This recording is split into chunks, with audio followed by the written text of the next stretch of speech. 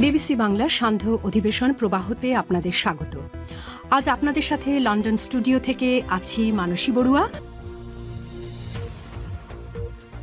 বাংলাদেশের সর্বশেষ গুরুত্বপূর্ণ আপডেট সংবাদে আপনাকে স্বাগত। শুরুতে সংবাদ শিরোনাম, পরে বিস্তারিত। প্রথমেই জানাবো আমাদের হাতে থাকা সর্বশেষ গুরুত্বপূর্ণ সবথেকে তাজা আপডেট সংবাদ। জাতিসংঘ অধিবেশনে যোগ দিতে ঢাকা ছাড়লেন প্রধান উপদেষ্টা। অন্তর্বর্তীকালীন সরকারের প্রধান উপদেষ্টা ডক্টর মোহাম্মদ ইউনূস জাতিসংঘের সাধারণ পরিষদের ৮০তম অধিবেশনে যোগ দিতে যুক্তরাষ্ট্রের নিউ ইয়র্কের উদ্দেশ্যে ঢাকা ছেড়েছেন। এরপর জানাবো যুক্তরাষ্ট্রে আওয়ামী লীগের সন্ত্রাসী কর্মকাণ্ড চালালে আইনিভাবে প্রতিহত করবে বিএনপি। অন্তর্বর্তীকালীন সরকারের প্রধান উপদেষ্টা ডক্টর মোহাম্মদ ইউনূসের যুক্তরাষ্ট্র সফরের সময় ফ্যাসিস্ট ও পতিত আওয়ামী লীগ যে কোনো অন্যায় ও সন্ত্রাসী কর্মকাণ্ড চালালে তা আইনিভাবে প্রতিহত করার ঘোষণা দিয়েছে বিএনপির যুক্তরাষ্ট্র শাখার নেতারা। এদিকে ইনোভেশন কনসাল্টিং এর জরিপ দেশের ৭৮% বেশি মানুষ অন্তর্বর্তীকালীন সরকারের কার্যক্রমে সন্তুষ্ট।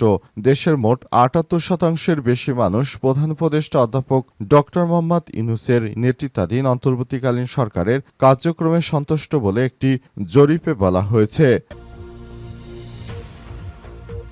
এদিকে মরদেহ আটকে রেখে সুদের পাওনা টাকা আদায় ভিডিও ভাইরাল।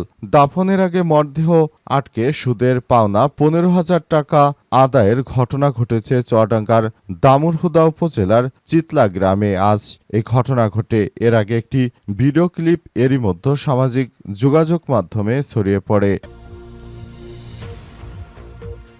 এবং সর্বশেষ জানাবো রাজধানীতে রাত থেকে বৃষ্টি, ভোগান্তি চরমে।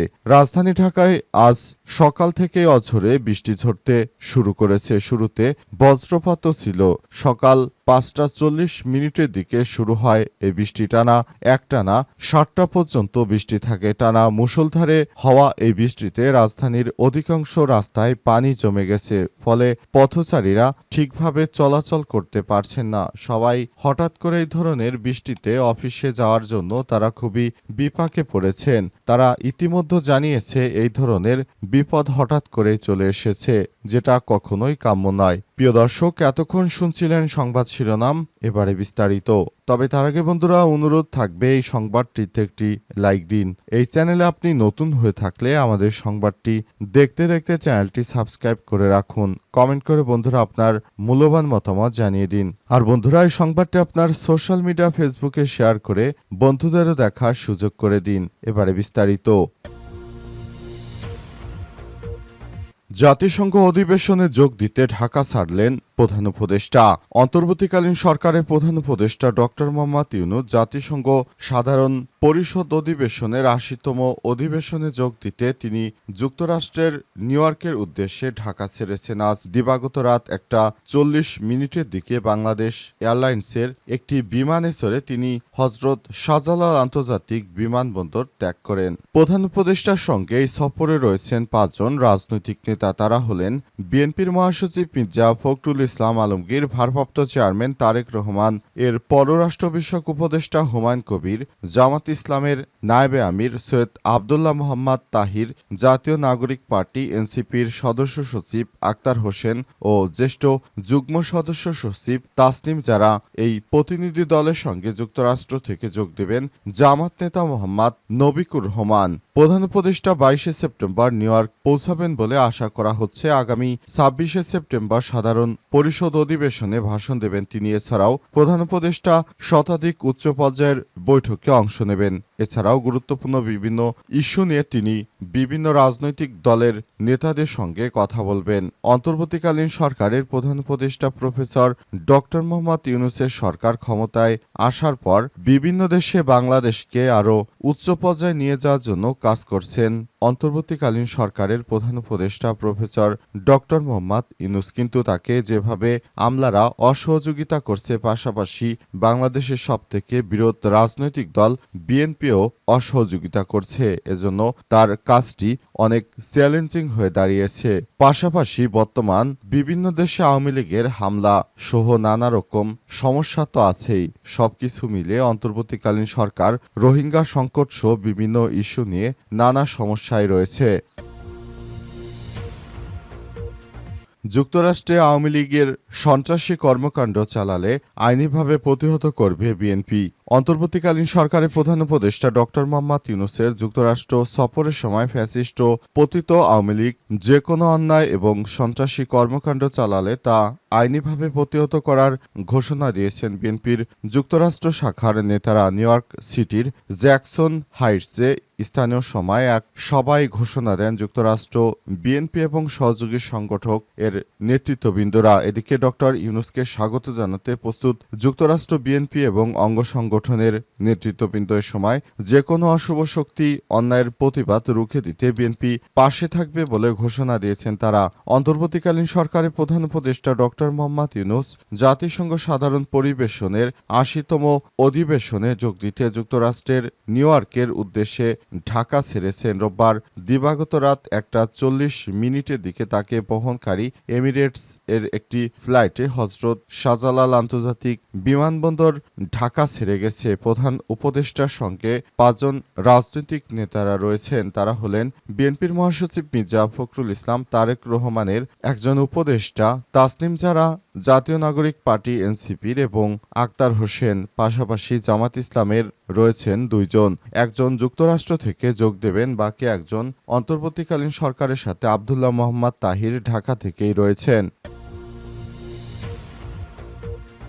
ইনোভেশন কনসাল্টিং এর জরিপ দেশের ৭৮% বেশি মানুষ অন্তর্বর্তীকালীন সরকারের কার্যক্রমে সন্তুষ্ট।